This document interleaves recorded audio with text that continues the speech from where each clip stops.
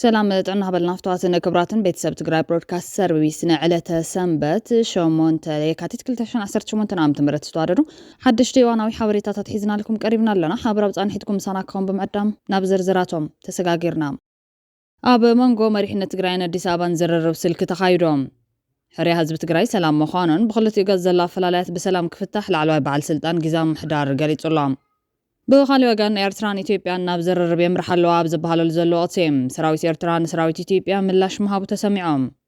ኣሜሪካ ኣብ ጉዳይ ኢትዮጵያን ኤርትራን ጣልቃ ንምእታው ከምትግደድ ዲፕሎማስኛታት ናይቲ ሃገር እናገለጹኦም መድረኽ ደለይቲ ለውጢ ዝብል ቴማ ዝሓዘ ኣኼባ ኣብ ከተማ አዲስ ኣበባ ተሳሊጦም ኣብቲ መድረኽ ዝተረኸቡ ኣካላት ድማ ባንዳ ኣይኮናን ኢሎም ኣለዉ ናብ ፌደራል ሓይሊ ዕድመሎ ባንዳ የጸላእ ኢሎምና ባንዳ مستوعل زي ولو لديون لوعلون زي كونه شعبيا زشرخي باندا مالت كم شعبيا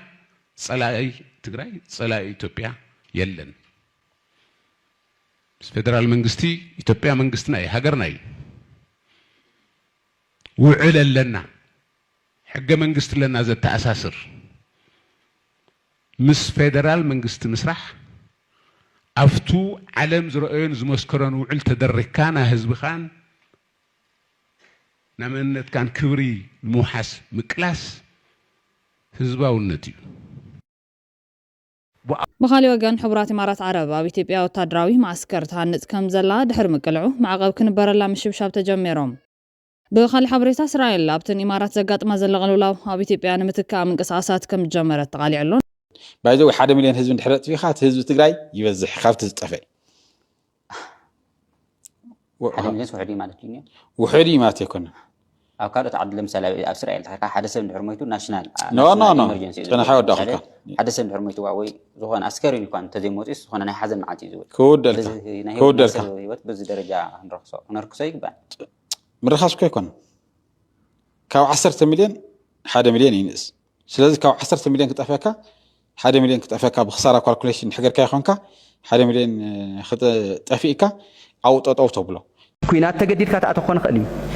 ግን ናብ ኩናት ተገዲድካ ከይተኣት ዘግብሩ ዲፕሎማሲያውን ፖለቲካውን ማዓልወታት እናቕመጥካ እንተኸይድካ ናብ ኩናት ተገዲድካ ተኣትየሉ ኩነታት ኣይፍጠርን ኩናት ተገዲድና ኢናኣቲናዮ ዝበሃል ነገር ኣይሰርሕን ኩናት ተገዲድካ ንኸይተኣቲ أقدمك بوليتيكاون دبلوماسياون مفتاحيتاتك ناو كينات كجدود خبز يخلو ملك ديزاين ناي مقبار ناي بوليتيكاني حلفنتي ناي سرعة حلفنتي خير هو النيري سمع هو النيري تردن النير زبهنا غريلا لا كم زبهنا غريلا كينات زترف ألسي دبلوماسياون بوليتيكاون مع علو زقمت ناي بيهر ألسي يخلو له تقرأ أو كينات تصوّع تقرأي زي كونس أو دبلوماسن أم محدران أو وشت أو سرعة هنساتن تصوّع تقرأي ونكل خلال اللوه ذاته من كالو تقدست معوالتات حيزنا لنا صانحتكم مس تقرأي برودكاست سيرفيس يخون بقدامنت لومون حريا حزب تግራይ ሰላም ምዃኑን ብኽልቲኡ ገጽ ዘሎ ፈላላያት ብሰላም ክፍታሕ ላዕለዋይ በዓል ስልጣን ጊዜያዊ ምሕዳር ገሊጾም ተበዓል ስልጣን ኣብዚ ብዙሓት ሰብ ስልጣን ወገን ፕሮፓጋንዳ ወገን ኣብ ዝመርፅሉ ወቕቲ ዝርርብ እንኮ መንገዲ ሰላም ክኸውን ከም ዘሎ ዝሙግት ዘሎ ሓላፊ እዮም ፀገም ህዝብን ኣብ ዘለኣን ምፍታሕ ንሃንሳብን ሓዋርን ብዘየዳግም ፍጹም ሰላማዊ ዝኾነ ልዘብ ካብ ኩናትን ወረ ኩናትን ብምርሓቕ ንህዝብና ናብ ዳግም ደማዊ ኩናት ኣብ ዘይናእተሉ ዘለና ፖለቲካዊ ፈላላያት ሰላማዊ ብዝኾነን بزسخانن ህዝብና ብዘይጎድእ ክንፈትሕ ኣብ ጫፍ ብልሕ ንርከብ ክብልዩ ሓላፊ ቢሮ ማይን ኢነርጂን ትግራይ ኣይተ ተኽላይ ገብረመድህን ሓቢሩ ዘሎ ዝኸበርካ ህዝብና እውን ከም ወትሩ ካብ ዝኾነ ይኹን ስጋትን ኩናትን ወረ ኩናትን ናፃ ብምዃን ከም ወትሩ ዕለታዊ ስራሕትካ ክትዓምም ንፅውዕ ዝበላ ኣይተ ተኽላይ ዝነበሩ ናይ ፋይናንሳዊ ቅልውላው ንስራሕተኛና የቕሬታ ንሓተትና ንህዝብና ካብ ዝኣተው ዓንኬል ድኽነት ንከወፅእ ናይ ምሁራን ግደ ዝለዓለ ስለ ዝኾነ ኣብ ጎንና ኮይንኩም ንህዝብና ክንክሕስ ቀትርን ለይትን ዘይሕለል ፃዕርታትኩም ከተሕይሉ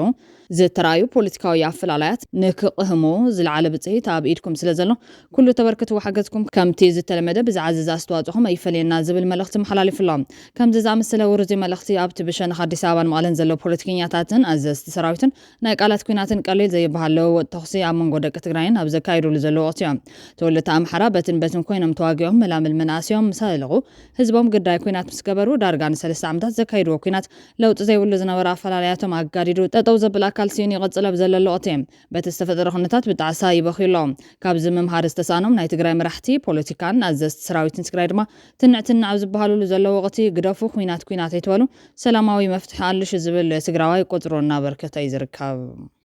بخالي حبرتا حبرات إمارات عرب باب إثيوبيا وتدرى معسكر تانت كم زلا دحر مقلعو معقب كنبر لا مش بشاب تجميرهم بخالي وقان إسرائيل لابتن إمارات زقات ما زلغلو لا واب إثيوبيا نمتكا من قصاصات كم جمرت تقالي علام حبرات إمارات عرب باب إثيوبيا وتدرى معسكر تانت كم زلا دحر مقلعهم 3 أبالات بايت أمريكا قبل على إمارات قدات وارن منبر وفر جميرهم RSF وشت 3 معلت طرح اب الفاشر شش نطات 7 قتيلهم بمحدار ترامب انتاي يصبل كبل سيناتور كريس فان هولن يحاتيتهم بدحر زيو اسرائيل ابتن إمارات زقات ما زلغلو لاو اب إثيوبيا نمتكا من قصاصات كم جمرت نتقلع زركاب فوركس CNZ ملالي غزرز توهابان مستقال سلان دحنة موساد ركب كم زلوان استنقرلا هاوكر شمونتميتي XP زعينتا ناي بحت نفارت كاب تل أبيب توقيسا بدي سوا بولي أحكرام معرفون فرت كتعلب كم سرايت تقليد علام زا آرو أفيشن كم تمحدر زي تقليد نفارت نابدي سوا دحر متوا نسالة سادة غاطرح كم تنحت تحاوري تازرد رخينا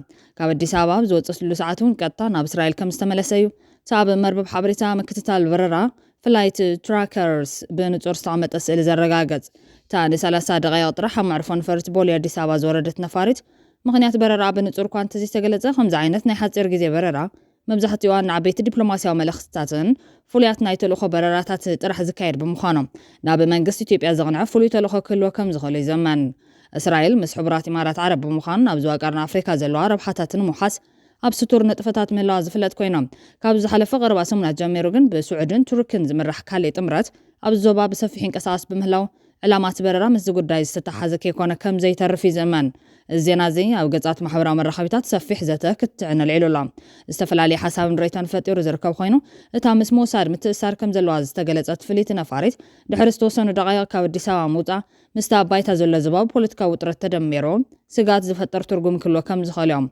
بوزحات زسمع معوزلهم أزي كم زيلون كلام قدامي سر إثيوبيا أبي أحمد أبز حزوان أبدي سوا بزكاي زلو مبال سالسان شعتن وعلى حبرة أفريقيا بزسمع مدرة قد حتور بحر إثيوبيا أبا هقراو مدرخ دقيمو أقولي والله كم إثيوبيا زامسل هاجرات استفلالي أمارات ودبير لين يكبل قدامي منيستر أبي أحمد قاليتهم كم إثيوبيا العلمي 30 مليون حزب زلون هاجرات زلاق لمعات المرقاقات استفلالي مداركتو ودبات كم زرلين قدامي منيستر أبي أحمد أبو على حبرة أفريقيا بزسمع مدرة قاليتهم تقدامي منيستر أما بل سالسان شعتن وعلى حبرة أفريقيا بزم حلالة ملختي بسلاموي متحبار وحست بتحنت بحر المرقاقات مسارتا مخانيا ملكيت زلام بتوساخي هاجرات قرن أفريقيا نمتاي قطباوي معبالن نوي حنزنح مرقاقان وحساف دق بحر كرخوا قداس مخانون قاليتهم أبزوان أب علم لهم مسجارين نركب زبلابي أبزر قصنت زتفلو زمن حيل أفريقيا عبرسم التأمانن بحبار أبزغوم حدنتن زمركوسيلهم إثيوبيا نافدق بحر زلوا دليت بترقاقامك تقلت زاني حياة قدم حزي أبي 130 مليون حزبي السور جغرافيك خون يبلو الموالو الزكاريوم أبي أفدق بحر مركب إثيوبيا نهلونا قدام خون دحر مقلاتو هاجرو مسكورويت إيرترانا مسحابات يتركب حزون ودب قداي هلونا يلولام إثيوبيا بسلامة منقدو حست بتصحنت ودب بحر مرقاقات مسارتاون زي حلفن قداي مخانو بصنع قاليتهم أبو عود أفيشن تيليكومن منقدن زكاير زلو عبيت بروجكتات مسارة المعت هاجر مولو بمولو كتجبتو تبتصحنت ودب بحري أقداس مخانا ملكيتو لام قداي ودب بحري مسيقورو عبت هاجرات بسلام كفتحن أبو متكال حبرا وربحا وين تمسرتك خون كم زلو عملكيتو لام تقراي برودكاست سيرفيس نابزوار دخالي حبريتات سقاقرنا أمريكا أب قداي إثيوبيا نيرتان تالكان متاو كمتقدد دبلوماسيات نايت هاجر قليتهم تيفور ناجي أمريكا وكلهم قدايات إيدا كتتو أدلا يكونن أو قداي إثيوبيا نيرتان قن نتحزم عزلو قونتن ملا إيدا كتتو جام بفلايد ما إثيوبيا نتزوعتو بسلامنا مفتح تزوعت سلزقد سيبلالهم إزمالت همونغو إثيوبيا نيرتان قجت نتاليو أمريكا تالكا خطاتو تغيا مالتيو كم تنايكل الأمحار عينت قجت قنسق كم تولي زمان إزتات توم بدم دك دخات راح السلطانم كغطلو زرالي خلا ما كلاتا يردومن حزب تግራይ بفلايد ما منسي تግራይ بزوم بزيكا حنا مفدداين سلطانن كالي زي الرين بوليتيكينياتات كم تنبلالي ناب حوي ايتتطقن انبن خوينات قدايكم بسلام ودو كبلهم كم زقباي زملكت ብኻሊ ወገን ኤርትራን ኢትዮጵያን ናብ ዘረርበ ይምርሓለዋ ኣብ ዝበሃሉ ዘሎ ወቅቲ ሰራዊት ኤርትራን ሰራዊት ኢትዮጵያ ምላሽ መሃቡ ተሰሚዖም እቲ ምላሽ ሚዛን ሓይሊ ኤርትራ ሓፍ ንምባል ዝተገብረ ምዃኑ ተገሊጹ ኣሎ። ሰራዊት ኢትዮጵያ ሰፊሕ ወታደራዊ ምንቅስቓስ ክገብር ከም ዝቐንየ ዝፍለጥ ኮይኑ ሰራዊት ኤርትራ ድማ ነዚ ምላሽ ሂቡ ተባሂሉ ኣሎ። እዋናዊ ወታደራዊ ምንቅስቓስ ሰራዊት ኢትዮጵያ ኣብ ግንባር ጸለምትን ዞባ ምዕራብ ነመልኪቶም ዝወፁ ዘለዉ ፀብጻባት ከም ዝሕብርዎ ኣብዚ ሕዚ እዋን ኣብ ክልቲኦም ግንባራት ማለት እውን ጸለምትን ምዕራብን ሰፊሕ ናይ ሓይሊ ምትእኻብ ይረአ ኣሎ ይብሎም። ግንባር ጸለምቲ እዚ ግንባር እዚ ብኣስረኛ እዝ ዝምራሕ ኮይኑ ቀንዲ ማእኸሉ ኣብ ማይ ፀብርን ድባርቐን ብምግባር ኣብ ትሕቲኡ ክልተ ኮራት ተሰሊፉ ይርከብ። ኮር 501 ክፍላተ ሰራዊት 34 51 68 ዝሸፈነ ከባቢ ዙርያ ማይ ፀብሪ ጣብያ ማይ ተኽሊ ፍሉይ ቦታ ማይ ዳጉሻን ከባቢ ገዳም ዋልድባን ግንባር ምዕራብ ማለት እውን ወልቃይት ፀገዴን ሕሞራን ኣብዚ ግንባር እዚ ሰፊሕ ናይ ክፍላት ሰራዊት ዝተዘርግሐ ኮይኑ ኮር 503 ክፍላተ ሰራዊት 63 78 92 ዝሸፈነ ከባቢ ወረዳ ቃፍታ ሕሞራ ካብ ማይ ተመን ጀሚሩ ክሳብ ማይ ካድራን ኣብርሃ ጀራን ኮር 502 ክፍላተ ሰራዊት 66 62 ዝሸፈነ ከባቢ ቅድሚ ሕዚ ኣብ ዙርያ ጎንደርን ኣዲስ ዘመንን ዝነበረ ኮይኑ ሕዚ ግን ኣብ ወረዳ ወልቃይት ካብ ዓድረመፅ ክሳብ መጉእን ዛሬማን ሰፊር ይርከብ። ኮር 504 ክፍላተ ሰራዊት 97 ዝሸፈነ ከባቢ ብብርኪ ሻለቃ ዝተወደበ መካናይዝድ ሓይል ኮይኑ ኣብ ወረዳ ወልቃይት ካብ ማይ ጥርዓ ክሳብ ተከዘ ማለት እውን ከባቢ ጸሊሞይ ተዘርጊሑ ይርከብ። ኮር 304 ክፍላተ ሰራዊት 64 74 77 ኩነታቱ ናብ ወረዳ ወልቃይት ጣብያ ዓዲ ጃሙስ ሓድሽ ዝኣትው ሓይሊ እዮም። ሰራዊት ኤርትራ ድማ ነዚ ምንቅስቓስ እዚ ምላሽ ይብሉ ኣሎ። ሰራዊት ኤርትራ ካብ ጥሪ 26 ቋፅራ ፈረንጂ ጀሚሩ ኣብ ደቡባዊ ከባቢታት ብሰፊሕ ይንቀሳቐስ ከም ዘሎ ሓደ ፀብጻብ ሓቢሩ ኣሎ። እቲ ኣህጉራዊ ትካል ሰራዊት ኤርትራ ናብ ደቡባት ክልቴን ሃገራት ከም ዝተጸጋዕ ኣፍሊጡ ኣሎ። ኤርትራን ትግራይን ሰራዊትን ይንቀሳቐሳ ኣለዋ ዝብል እቲ ፀብጻብ ብዝተፈላለየ ኣንፈት የቕርባ ኣለዋ ክብል ናይ ጎንፅታት ዝተፈላለዩ ከባቢታት ዝትንትን ትካል ክሪቲካል ትሪት ኣፍሊጡ ኣሎ። ኤርትራ ሰራዊታ ካብ ዘዋፈረትሉ ግንባራት ሓደ ኣብ ደቡብ ምዕራብ ትግራይ ኢትዮጵያን ኤርትራን ሱዳንን ኣብ ዝዳወባሉ ቦታ ምዃኑ እውን እዩ ፀብጻብ ክሪቲካል ትሪት ወሲኹ ዘመልክት። ኤርትራ ካብ ደቡብ ምዕራብ ትግራይ ብቐረባ ሰራዊት ከም ዘዋፈረትን ኣርሚ 70 ዝተባሃለ ሰራዊት ትግራይ እውን ታንክታትን ካልኦት ኣፅዋራትን ዓጢቑ ኣብ ወሰን ከባቢ ብንቕሓት ደው ኢሉ ከም ዝርከብ እዩ ፀብጻብ ወሲኹ ዘመልክት ዘሎ። ተኻላይ ግንባር ድማ ኣብ ደቡብ ባድመ ኮይኑ ኤርትራ በቲ ኣንፈት ከም ዘዋፈረት እውን ተረጋጊጡ ኣሎ። ብድሕሪ እዚ ላዕለዋይ ሚኒስተር ኢትዮጵያ ብዛዕባ ዝግበር ዘሎ ምንቅስቓስ ምላሽ ይብሉ ኣሎ። ሓደ ቀረባ ናይቲ ምንጪ ብዙሕ ሰብ ብዛዕባ ኩናት ጨንዮ እውን ተሓቲትንስ ብውልቃን ዶክተር ኣብርሃም ሓቲቶ ነይረኤት ማሊ ኣማሲ ዝብል ሓበሬታ ዘካፈለ ኮይኖም ፌደራል ኣብ ትግራይ ምስ ሕወሓት ኩናት ንምግጣም ይሓስበሉ ዲ ዝብል ሕቶ ከም ዘቕረበሉን ዶክተር ኣብርሃም ድማ ፌደራል ምንም ዓይነት ሽውሃት እውን እዩ ዘይብሉ ኣብ ትግራይ ኩናት ንምስታፍ ኢልን ኢሎም እቲ ናብ ትግራይ መከላከያ ተጸጊዑ ዝበሃል ዘሎ ወረን ኣብ ሶሻል ሚድያ ዝረኣዩ ዘለዉ ናይ ሰራዊት ኢትዮጵያ ምንቅስቓሳትን ከዝብል ካሊእ ሕቶ ከም ዘቕረበሉ ዝገልጽ ምንጪ ሓበሬታ ምንም ምስ ትግራይ ዘረኸብ ጉዳይ ኣይኮነን። እቲ ናይ ሰራዊት ምንቅስቓስ ፌደራል መንግስቲ ዶባት ኢትዮጵያ ናይ ምሕላው ብሕገ መንግስቲ ዝተዋሃቦ ስልጣን ኣሎ እሱ ንምትግባር እዩ ዝንቀሳቐስ ዘለዎም። ነዚ ምስ ኩናት ደልዮምና ተኸቢብና እናበልካ ኣብ ህዝቢ ራዕዲ ንምፍጣር እዮም ዝሰርሑ ዘለዉ እቶም መራሕቲ ሕወሓት ፌደራል መንግስቲ ዋላ ሓንቲ ተኹሲ ምስ ሕወሓት ክታቆስ ኣይደልን ከም ዝበለ እዩ ዝገልጽ። ብርግጽ መራሕቲ ኢትዮጵያን ኤርትራን ናብ ድርድር ብምህላዎም ናይ ምድርዳር ዓቕሞም ሓፍ ንምባል እዮም ወታደራዊ ምንቅስቓስ ዝገብሩ ዘለዉ ዝብሉ ተንተንቲ ፖለቲካ ትግራይ ኣብ ማእኸል ብጉጉይ ስልሒት ግዳይ ከይትኸውን ምጥንቃቕ ከም ዘድሊ ግን ይገልጹ እዮም ዘለዎም። ድሮ እኳ ብክልቲኦም ናይ ትግራይ ወገናት ጉጉይ ናብ ኩናት ዝደፋፍእ ሓበሬታን ትንታንን ኣብ ኣሰላልፋን ምድላዋትን ክቐርብ ጀሚሩ እዩ ዘሎ። ሓደ ብሸነኽ ሕወሓት ዘሎ ጉጉይን ንትግራይ ናብ ዝኸፋ ሓደጋ ዘእቱ ፕሮፓጋንዳ ኩናት እንተተወሊዑ ሻዕብያን ሕወሓትን ኣይነበሮም ኣይጠፍኦም ዝኸስርዎ ውሕድ እዮም 4 ኪሎ ንምእታው ናይ ሰሙናት እዩ ክኸውን። እቲ ዝዓበየ ክሳራ ንስርዓት ፒፒኦም ምክንያቱ ኣድማዕ ሰራዊት የብሉን ደገፍ በዚ ሃገራት የብሉን ኣድማዕ ናይ ድሮንን ኣየርን ተተኳስን ኣሎ። እዚ ብፀረ ድሮን ምስ ዝመክን ግን ጉዳይ ከይተጀመረ ጉዳይ ዝብል ኣዝዩ ፀቢብን ንህልው ኩነታት ዘየንፀባረቕ ክኸውን ከሎም ብተማሳሊ መንገዲ ብወገን በዓል ጀነራል ጻድቃን ገብረትንሳኤ ትማሊ ዝተዋሃበ እቲ ኩናት ሓፂር ክንገብሮ ንኽእል ኢና ዝብል ሓደገኛን ጉጉይን ስልሒት እዮም። እቶም ቲዲኤፍ ዘሎ ሰራዊት እውን ብለይተ እዩ እቲ ህዝቢ እውን ይኣኽለኒ ሕደይ ምኹናት የደልን ኢሉ ብዘረባ ጥራሕ ዘይኮነስ ብተግባር እውን ምርኣይ ተጀሚሩ ኩናት ናይ ምግባር ዓቕሞም ክጠፍእ እዩ። ኣብ ልዕሊኡ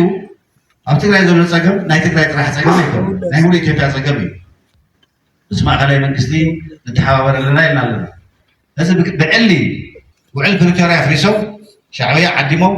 ምስ ፋኖ ፀሚዶም ኣብ ትግራይ ውግእ ገብሩ ኩሉ ነገር ወዲኦም ኣሎ። ማእኸላይ መንግስቲ ሓላፍነት ኣለዎ ውዕል ፕሪቶርያውን ክኽበር ናይ ትግራይ ፀገም እውን ክፈትሕ ብሓደ ኮይና ተሓባቢርና ፀገም እዚ ክንፈትሕ ኢና ንገብር ዘለና። ክሳብ ሕዚ ዓንቶ ኣሰፋ ገሊፁ ወይ ዝሓልፎ ዘለኹ እምበር ኣብቲ ዝሓለፈ 6 ወርሒ اسمع خلاي مجلس الإدارة ركب نتكرنا خيرنا أنا إيش تزي متى ما تنيرون وسنا فتحنا إذا بزحشة ناي متى ما درجة بس إحنا لنا هنا نعم نقدر مثل ما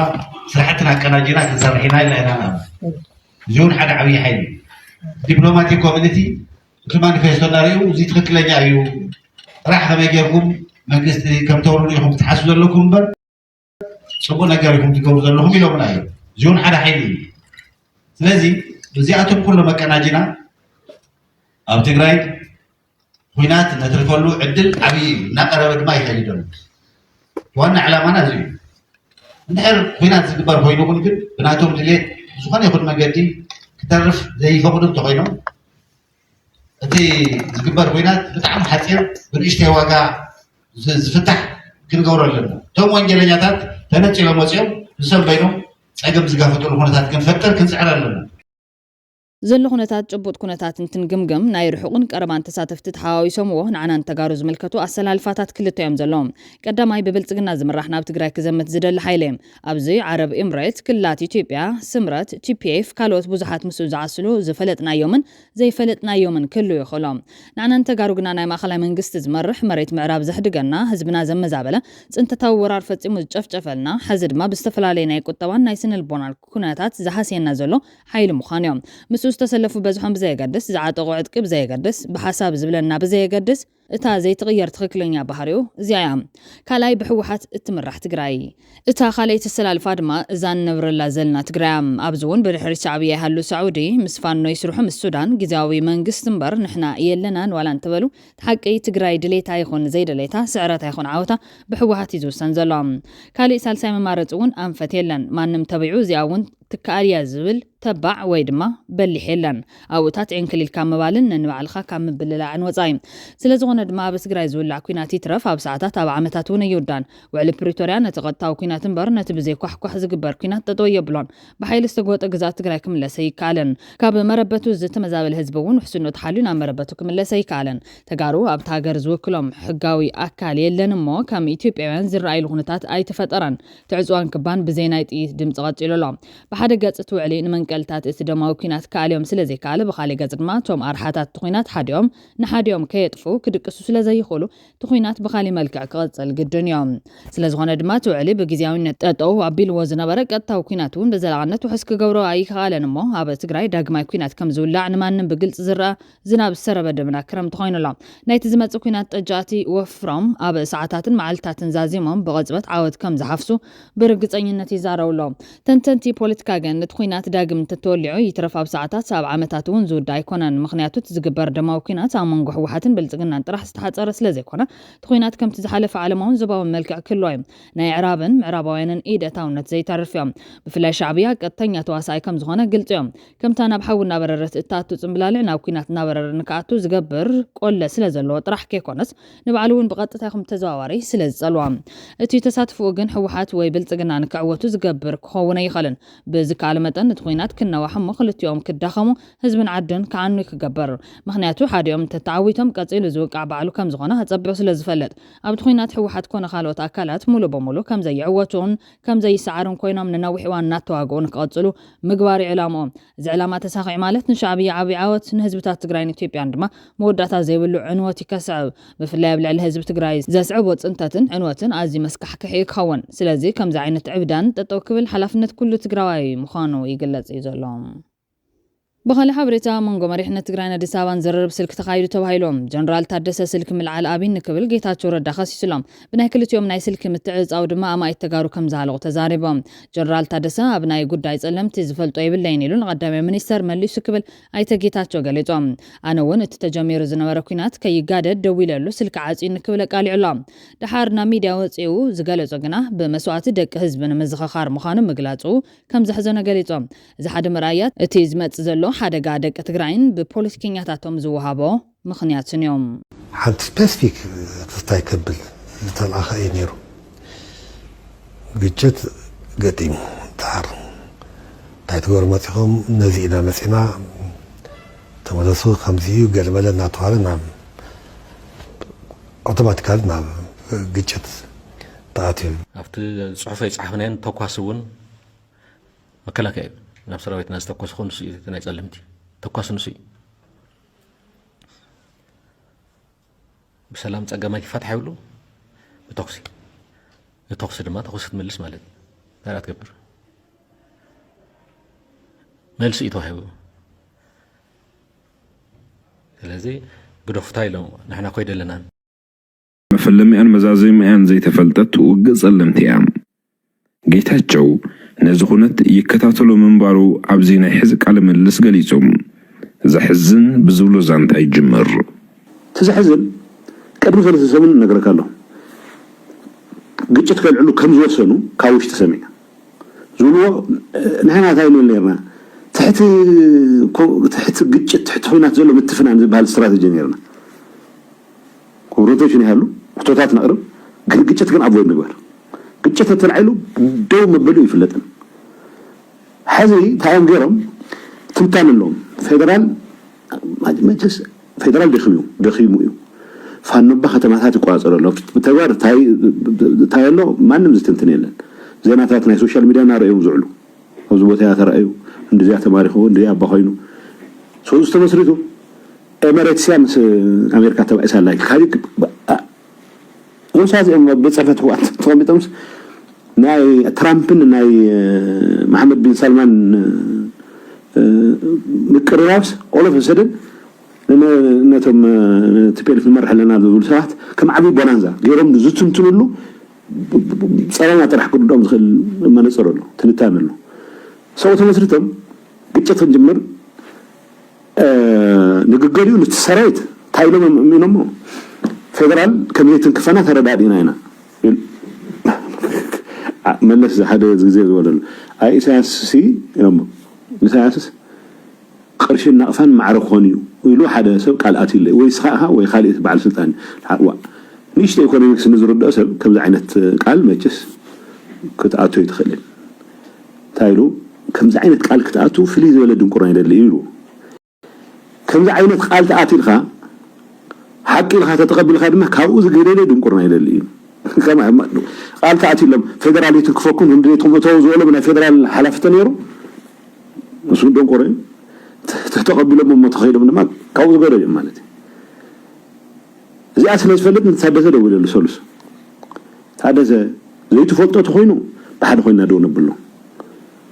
أنا شوعت هاجرات أمباسادرات تسوينا هم زعينة نجارات له حزب تجرينا وخالي جيت كأتو تدخلوا العدل في التر له يفولتهم طبعا أمباسادرات دار جاينا برومين أنا إنجليز هايني وأكل شعوره كم زخولي أمز آمنوا يلو مالت حساب تأيو بس فهنو باترا هنا سلمت فيدرال تكوس أي تسبنا نيرنا حدث مساي وقعوا تمريس أخذوا لك إلني طفي سلكي من العلاوي تمام بس أدرى هنزوركم دولوا بليس دون بلو أو خالي قلت كيناتو بس بعد جميرهم تسمع أروعة حمش سمعتي أما هتات مناسي مستودع حنت إنش كاس عاصي خالو حنت إنش not because تقرأي سلذي واقع because زي دول أو زي دوليو نقرأ مؤتم بسلام كانوا يدقون نقر ذون فتن كسام متعرشه نتصمم منه كم من أسير كنا ودئسي ولا عمت نصنع سو تحدث أسكتوا قريب فلتيو يفلتي توسانة أبرا عملتي ناوتك لا منصر دويلو لما دويلو أنا فلت أن زوجتك كل عال قال أي فلت أنيلو ما فلت أن الحاج لا يروح مجلس أي فلتون أو زي فلتو حالتهم غيرهم زين أنا بتاع ما فقدت ليت هاي غيره بليس مجلس الناوت أنا كينو جوهرو هنا فيدرال مجلس تتابع توصيو بريشر يكفتر ملس هاي كبار سلازم أتليستس ديسكاليت نجور المنجدي أسي خدنا الليلة زي أنا أمباسادر يلا بليس صار تجرهم حدا نجر جورو حرب روعي معلتي وصلوا تايلو قال عادي جن تقرأ منستر أنا اللي خلنا يلي عادي خير جن هو زتوكسي مثلاً تناي تفنقلت قدام ترسع سلنا ورا انت علم مبرابر كوننا لنا سبب تود مبرابر زي فلطوا جغانو قلعو علم اتنشن نواها اقالوا انا واها كتقبر انت كتبل اب زي تدالولو اذا زبحال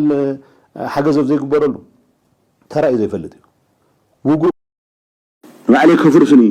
ابزول ساعات يا بزخونه غاطا وصيلو ታደሰ ግን ካብ ቀደሙም ጀሚሮም ዋላ ሰብ ሰራዊት አዛዝ ከይሆን እኮ ሐያል ተቃውሞ ነበር ዋላ ቀድመ 2012 ላስት ሚኒት እዩ መጨረሻ ካልኦት ነቶም አዘዝት ኮኑና ኢሎም ዝሐሰቡ ሰዋት ከይተረፈሱ ይዝሐሸ ኢሎም ስለዘም ሰደ ይሐሸን በተግባር خالد ኢናዮ ታዋና ነገር ግን እዚ ሊደርሺፕ ስልጣን ካብ ስልጣን ወጣህ ነበር ይخل ኦክሲጅን ነው ስልጣን ከነ ህዝብ ይخطاقمሉ ምን حتى ይፈልጥ በልሐዚ ሪኻም ተኾንካ ቀደም ከዳዓት ዝብልዎም ዝነበሩ ሰረቅቲ ዝብልዎም ዝነበሩ ሰባት ሕዝንኦም ደግፎም ዝራብ ዝጀመሩ አናብስ ይባሃሉ ሓርበኛታት ይባሃሉ ስለዚ ሓይል እዚ ንህዝብ ምሕረት ገብር ኣለኹ ናይ ማል ድፍረት ዘሎ ሓይል እዚ ነታደሰውን ከስርሖ ከም ዘይኽእል ፍለጥ እዩ ሕማቅ ይጸብቕ ኣነ ናይ ህዝብ ምንቅስቃስ ሓውሰሉ ብዙሕ ነገርን ሓንሽሽና ናይ መንእሰይ ናይ ለውጥ ድሌትኮ ዳርጋ ሃግርና ይኮይና ህወሓት ከነሪሕና ዝብል ትርጉም ዘይብሉ ህወሓት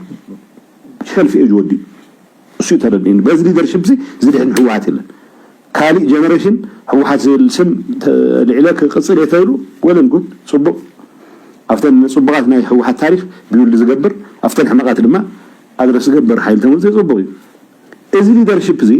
ህወሓት ፕሮግራማት እዩ ናይ ሓሳብ ኣለዋ ዝፈልጦ ነገር ከሆነ فانيا بز حلفه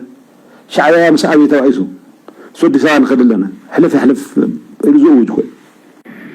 ኣብ ማእኸል እዚ መድረኽ ደሌት ለውጥ ዝብል ቴማ ዝሓዘ ኣኼባ ኣብ ከተማ ኣዲስ ኣበባ ተሳሊጦም ኣብቲ መድረኽ ዝተረኽቡ ኣካላት ድማ ባንዳ ይኮናን ኢሎም ኣለዉ ኣብዚ መድረኽ ናይ ጽገና ወይ ድማ ሪፎርም ጽኑዕ መርገጺ ከም ዘለዎም ዝገልጹ ሌተናል ጀነራል ጻድቃን ገብረትንሳኤን ናይቲ ኣሰፋ ብርሃነ ሓዊሱ ብዙሓት ሰባት ዝተረኸቡ ኮይኖም ካብ ትግራይ ደፊእና ንዝብል ሓይሊ ኣምሪሮም ኣለዎም ማኒፌስቶ ምንቅስቓስ ዘቕረባ ናይቲ ኣሰፋ ኣብ ትግራይ ዘሎ ናይ ፓርቲን መንግስትን ምትሕውዋስ ንልዕሊ 30 ዓመታት እትጸገም ክጋደድን ስልጣን ንዝባሓቱ ኣካላት ዘገልግሉ ሲቪል ሰርቪስ ለውጢ የድልዩ ኢሎም ካብ ብዙሕ ጥፋትን ዕንወትን ዘድሓነ ስምዕ ሰላም ፕሪቶሪያ ሙሉ በሙሉ ብዘይ ምትግባሩን ብፍላይ ድማ ኣብቲ ክልል ብዘሎ ጉጅለ ዓንቀፋይነትን ህዝብናን ተወሳኺ ፀገም መቃልዕ ወይ ርከብ ክብል ከሲሶም በክልቲ ገጽን ዘሎ ኣካላት ተግሳጽ ይሕይሉ ዘሎ ወገናት ግን ረስነ መውሳኽ ዘይኮነ ስዲልና መፍትሕና ኣለሽ ስሕ ግዜ ኣፈላላይ ያሉ ኣብ ህልውና ህዝቢ ክንራዳን ክንዛተን ይግባእ ዕድል ህላውና ንኻሊ ሕሊፍና ይንሃብ ባዕልና ምስ ባዕልና መኺርና መዋጽ ነፍጣር ተልኡ ኩነታት ሱቕ ዘበለ ይኮነን ርግዒልና ንሕሰብ ኣብ ሓበራዊ ሓደጋ ሓበራዊ ገንዘብ ይሃልወና ካብ ውልቃዊ ረብሓ ሓበራዊ ግንዛቤ ይሃልወና ካብ ውልቃዊ ረብሓ ህዝባዊ ህልውና ይቀድም ሰላም ኣብ ዘይብላ ዓዲ ሃፍትምካ ዋላ ናብ ስልጣን ደይብካ ዘተኣማምን ውሕስና ኣይትረ كمن سلازين لب من نابليوم نا فيدرال حيل عدملو باندا يصلا يلومنا باندا مستوعل زي ولو لديون لوعلون زي كونه شعبيا زشرخي باندا مالت كم شعبيا صلاي تግራይ صلاي ኢትዮጵያ የለን فيدرال መንግስቲ ኢትዮጵያ መንግስትና ሀገርና ውዕል ለና حق منجست لنا ذات أساسر مس فيدرال منجست مسرح أفتو علم زرقين زمسكران وعل تدركانا حزب خان نمنت كان كبري الموحس مكلاس حزبا والنتيو وأورو أجن سجماتنا مسمع خلايا منجست خوينا عينا كنفتح نخل بالشعبية خوينا كنفتح نخل الشعبية هون كان زفتح سجم يلن بغينات زفتح سجم يلن بسلام نسمع خلايا منجست خوينا حطونا كي قدفنا إنا نفتح معرفة تقراي مملاس تمزاولت مملاس تمزاولت مملاس مع خلايا منجستي تقومون يروي فلتن